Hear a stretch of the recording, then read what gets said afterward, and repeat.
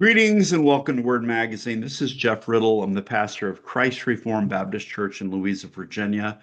And in this episode of Word Magazine, we're going to be continuing this occasional 17-part series reading through an article titled Divine Authority of the Bible. The article was written in the year 1681 by particular Baptist pastor Benjamin Keach, who lived from 1640 to 1704. This article appeared as an introduction to Keach's book, which was titled Tropologia, A Key to Open Scripture Metaphors. And the article offers some 17 arguments in favor of the authority of the Bible.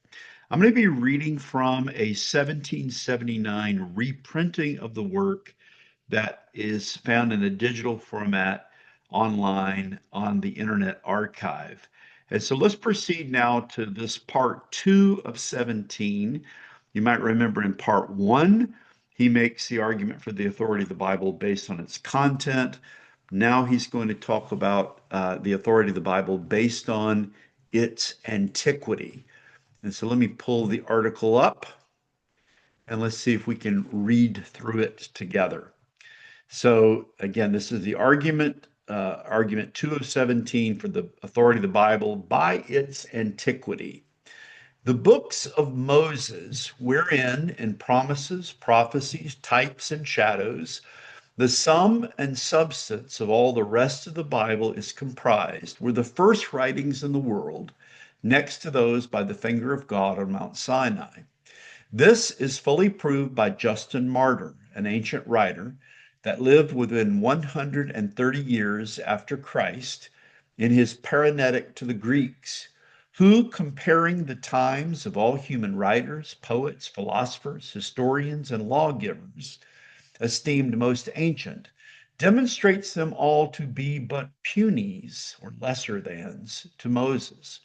Eusebius also, who followed Justin Martyr at about 200 years' distance in the second and third books of his evangelical preparation, prosecutes the same argument at large, and from abundance of testimonies and confessions out of our best and most authentic heathen authors themselves, undeniably evinces that Moses was the most ancient of all the writers that were known or named amongst them. And Tertullian so confidently upbraids the Gentiles in this matter that we think it not amiss to recite his words. In the 19th chapter of his Apology, our religion, saith he, speaking to the heathen, far outdoes all that you can boast of in that. For the books of one of our prophets only, namely Moses, wherein it seems God hath enclosed as in a treasury all the Christian religion, preceding so many ages together, reach beyond the ancientest you have, even all your public monuments, the antiquity of your originals, the establishment of your estates, the foundations of your cities, all that are most advanced by you in all ages of history and memory of times, the invention even of the characters which are interpreters of sciences, and the guardians of all things excellent.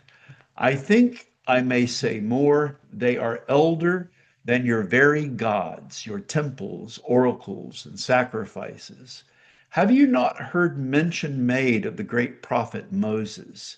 He was contemporary with Inachus and preceded Danaus, the ancientest of all that have a name in your histories, 393 years. He lived some hundreds of years before the ruin of Troy, and Homer, the eldest writer amongst the Grecians, lived, as Pliny saith, 250 years after the subversion of that city. Every of the other prophets succeeded Moses, and yet the last of them was of the same age as your prime wise men, lawgivers, and historians were. So that it is a thing out of dispute that for antiquity, neither the writings of Orpheus or Homer or Trismegistus or Pythagoras or Berassus nor any other can compare with the Pentateuch. These gray hairs showed them to be the offspring of the Ancient of Days.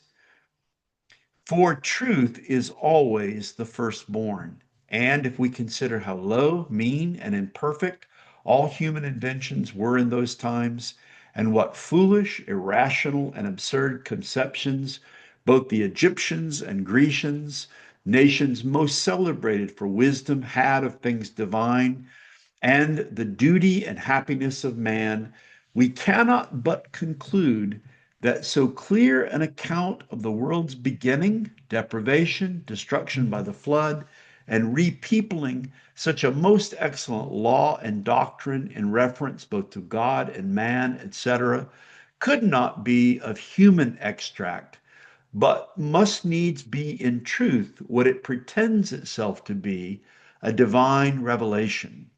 Besides, who can believe the first religion should be the worst, or the most timely notions of God the falsest? Were this so, and the Bible not a divine book, but composed by impostors, then it follows that the most primitive account we have of religion is counterfeit, that the devil set up his chapel before God, built his church, that in the earliest notices we have of God, of the world's original, man's fall, and the way of his recovery, the world is deceived and abused, and that God suffered the devil in the first place and without anything publicly extant from him, either before or since, to contradict it in his name and under pretense of his authority to delude and mislead mankind with a false account of all those things which they are most concerned to know, and upon the right of knowledge, of which their present and future happiness depends. All which, as it is unworthy of God, so it is no less repugnant to the dictates of reason. But on the contrary, it is most rational to believe that God's revelations were as early as man's necessities, and that the Bible, being the most ancient as well as the wisest book in the world, is also the truest and proceedeth from the God of truth. And with that, we come to the end of this fairly brief second of 17 arguments. And again, he's arguing for the authority of the Bible based on its antiquity. And he really sums up things.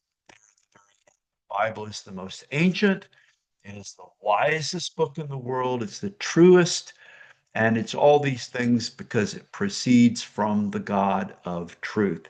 It's very interesting that Keach, in this argument about the antiquity, is first of all drawing on some of the early Christian writers. He mentions Justin Martyr, he mentions Eusebius, he quotes from Tertullian. And he's also drawing on his knowledge of classical authors. And we can see how, for um, people of this age, older things were thought to be better things. And sometimes in the modern age, we think old things are outdated and we must have something that's new. We have the tyranny of the novel. But it's interesting that Keach's argument is that the Bible is authoritative because it's the oldest writing beyond God Himself. Writing with his finger, the law as it was given to Moses. Moses' writing, especially in the Pentateuch, is the oldest of human writings, the oldest religious writings. And again, he makes the argument that it must be true because God wouldn't allow the first thing that would be said to be a lie. This would allow Satan to build his own chapel before God himself builds his church. So we're going to bring this brief second part to a close. We've now looked at 2 of the 17 arguments, and God willing, in the future, we'll continue and look at all 17 of these arguments that are put forward in this essay, The Divine Authority of the Bible. I hope this short episode has been helpful and will be edifying to those who listen. I'll look forward to speaking to you in the next episode of Word Magazine. Till then, take care and may the Lord richly bless you.